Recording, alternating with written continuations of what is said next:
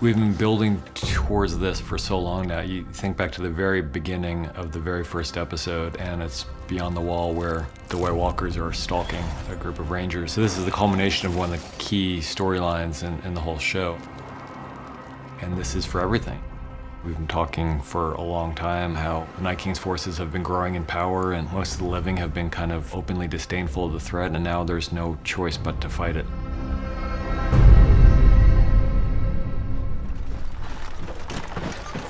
I really love the way the first 10 minutes or so plays out because there's so much tension before there's any encounter with the enemy.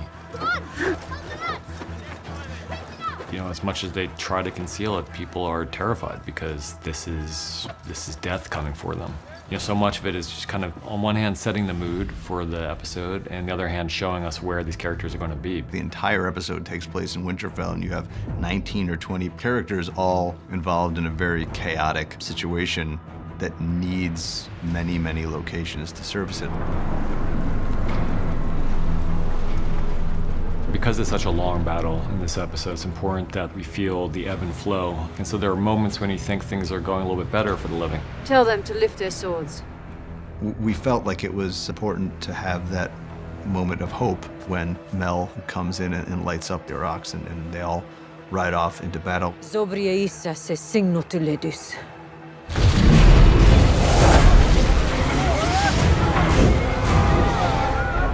We wanted our characters to feel like maybe this is all going to work out. Maybe things are all going to be okay. We've seen how devastating a Dothraki charge can be just with their regular swords, and now when they're galloping into combat with flaming Araks, it's what could possibly stand against that? What they see is just the end of the Dothraki, essentially.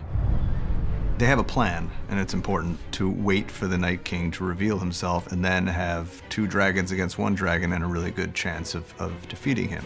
One thing that they couldn't have foreseen was Dany's reaction to seeing the Dothraki decimated. Jon is the person who wants to stick to the plan, but the Dothraki aren't Jon's. They're not loyal to Jon, they're loyal to Dany. And I think that Dany can't bring herself to just watch them die, and so the plan starts to fall apart the second she gets on her dragon, so he does too, and then we take it from there.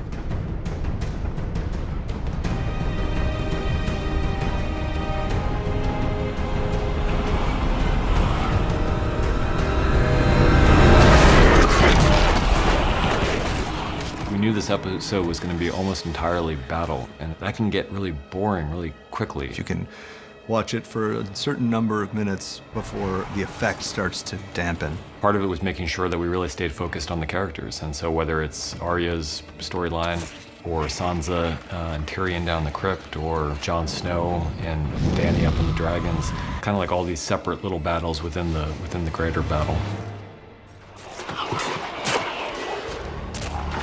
Lyanna Mormont was supposed to be a one-scene character, and then we met Bella Ramsey and we realized that we would not be doing our jobs if we kept her as a one-scene character. My mother wasn't a great beauty or any other kind of beauty. She was a great warrior, though. She died fighting for your brother, Robb. We knew that you can't give a big death to everybody who dies in this battle, because it would have been too much. But there also, if she were to die, there was no way to not make a moment of it. So that's where the zombie giant comes in. It just did add a whole level of complexity to that moment that I'm sure a lot of people would have been okay with not having there if we had demanded to cut it. But I think they also understood why we needed to give one of the strongest, smaller people in the show a chance to go out taking down one of the strongest, larger things we've ever seen in the show.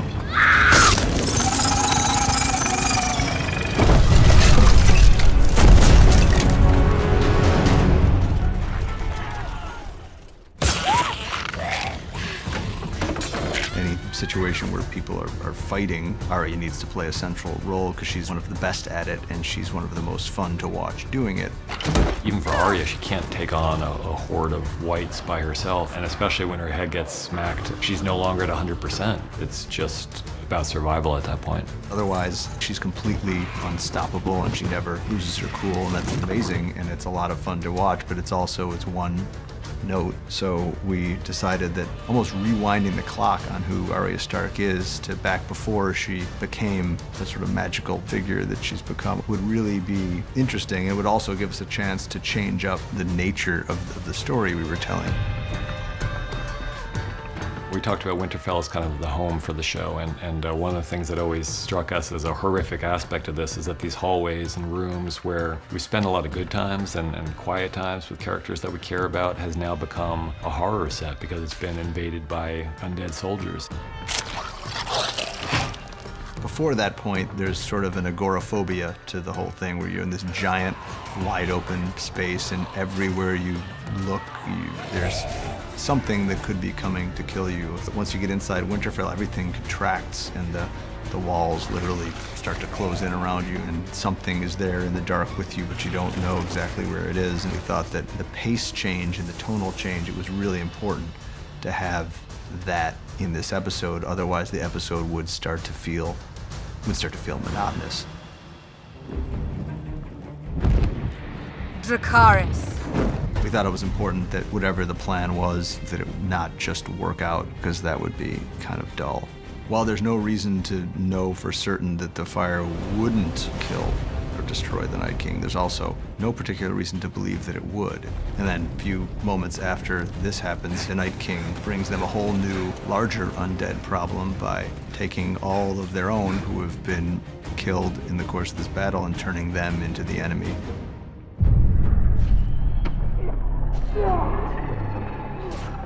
I mean, we talked about various endings for Jorah for a long time, but you think about Jorah, from the very first time we met him, he was with Dany. And from that time, he's been mostly by her side. Part of Jorah's tragedy is that he was in love with a woman who couldn't love him back, but he's accepted that for quite a long time. And at the same time, he was going to fight for her as long as he could and as well as he could. There had never been a moment where she more needed someone to fight to protect her than this moment. And if he could have chosen a way to die, this is how he would have chosen to die. So it was something we thought would be powerful to give him.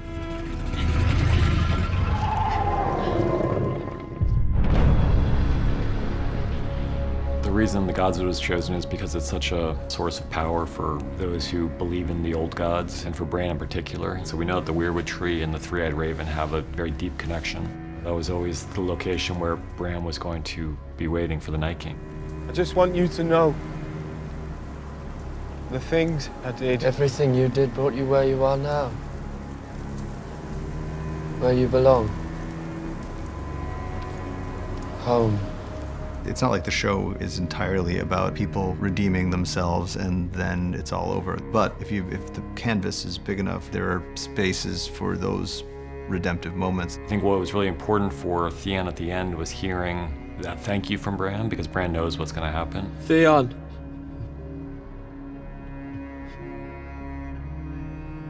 You're a good man.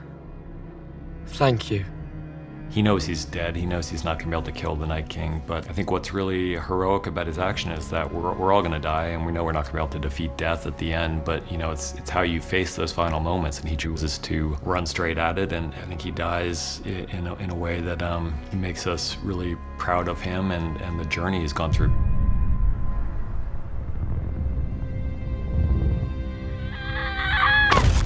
For, I think it's probably 3 years now or something, we've known that it was going to be Arya who delivers that fatal blow. She seemed like the best candidate, provided we weren't thinking about her in that moment. One of the great things about having this many people you care about in a sequence together is that you can kind of pull people's attention and focus to people that they care about a lot, like Jon and like Dany, Theon and Bran, not to mention Tyrion and Sansa and the Crypt. So you're going all over the place with people who you're desperately worried for, and hopefully you forget about the fact that Arya Stark ran out of that castle with the battle drums playing and going towards some purpose, and we don't know what until it happens. We hope to kind of avoid the expected, and Jon Snow has always been the hero, the one who's been the savior, but it just didn't seem right to us for this moment.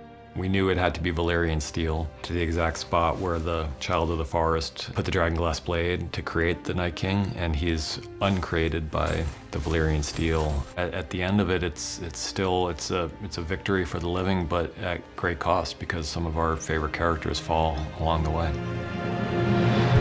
We knew from the beginning, once we handed the outline in, what we were in for. The directors, Miguel Sapochnik, took what we were doing and defined this episode. Miguel did a tremendous amount of heroic, heavy lifting on this front. He knew that if the planning wasn't there, we never would have ended up with the consistent excellence that he delivered.